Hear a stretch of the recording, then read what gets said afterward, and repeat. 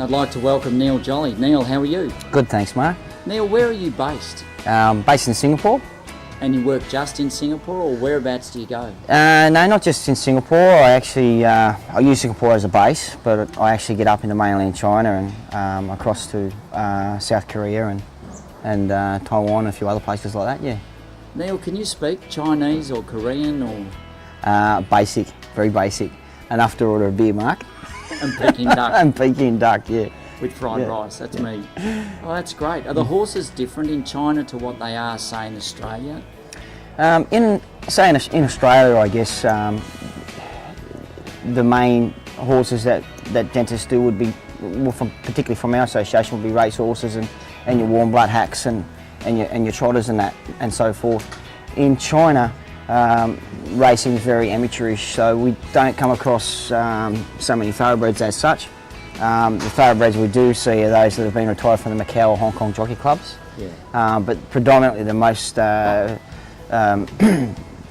majority of horses we see are warm bloods imported from Europe for show jumping purposes.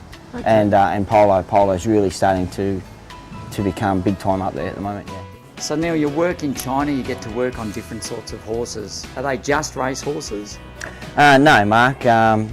In China, predominantly we do warm blood types that have been imported from Europe, Germany, Belgium, the Netherlands, that sort of thing, and polo horses. Polo has really become big up in China, so they're probably the majority of the types of horses I do.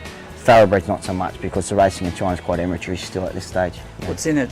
They're trying to establish a foundation there, so I'm sure that'll change as it grows and they get more thoroughbreds in there to race. So. Correct. I mean, there is a number of thoroughbreds in there that basically those are those that have been retired from the Macau and Hong Kong jockey clubs, and there is some form of racing up there, but in comparison to say Australia or New Zealand or that racing in Europe or America, it is quite amateurish at this stage. Yeah. It'll grow. Yeah. When doing the course, Neil, what was the most important skill you took into the course? I think what held me in good stead was my industry experience, definitely. So what's your background in the horse industry? Well, I've been around horses all my life basically, but in a professional sense, I was a jockey for 17 years, and got to ride, all over Australia and internationally, and I think that, held me in good stead. Just through the contacts I was able to make and the industry, as I say, I keep coming back to the industry experience. I think that's really been the key for me, and the horsemanship you learn along the way, definitely. So when you're doing horses, do you use many restraints or anything, or you prefer to go a more horsemanship approach? No, definitely. I think, there's probably some dentists out there that use restraints like another tool in the bucket, but our course, or we really focus on horsemanship, and I think that's the key, really. We try and get around a bad horse or a difficult horse with our horsemanship rather than reaching for a restraint or sedation or that sort of thing. 9 times out of 10 we can get the job done, and the job done quite well.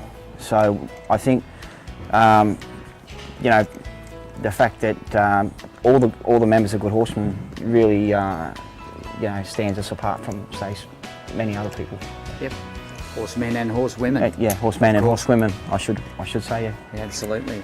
Well, the job is an absolutely brute strength. So often horsemanship is timing and subtlety and, getting the horse to trust you. So getting the job done easily without resorting to having to sedate it, which of course is illegal unless you are a veterinarian. Correct. Here in Australia, is an important part of that service.